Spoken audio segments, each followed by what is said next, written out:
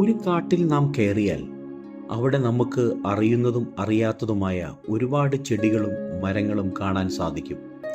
താനെ മുളച്ചതും ആരൊക്കെയോ നട്ടതുമായ ചെടികളും മരങ്ങളുമാണ് കാട്ടിലുള്ളത്. എന്നാൽ തോട്ടത്തിൻ്റെ കാര്യം വ്യത്യസ്തമാണ്. തോട്ടത്തിൻ്റെ അകത്തും നമുക്ക് ചെടികൾ കാണാൻ സാധിക്കും. പക്ഷേ ആ തോട്ടത്തിൻ്റെ ഉടമസ്ഥൻ അറിയാത്ത ഒരു ചെടി പോലും അവിടെ ഉണ്ടാവുകയില്ല.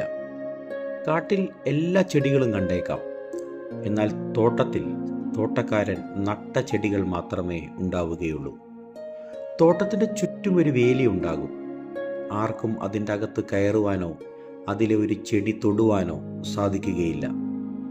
തോട്ടത്തിൻ്റെ അകത്ത് ദൈവം നമ്മെ നട്ടതിനാൽ നന്ദി പറയാം. ആ ദൈവത്തിൻ്റെ കൃപയും കരുണയും എന്നും നമ്മോടുകൂടെ ഉണ്ടാകട്ടെ. ആമേൻ.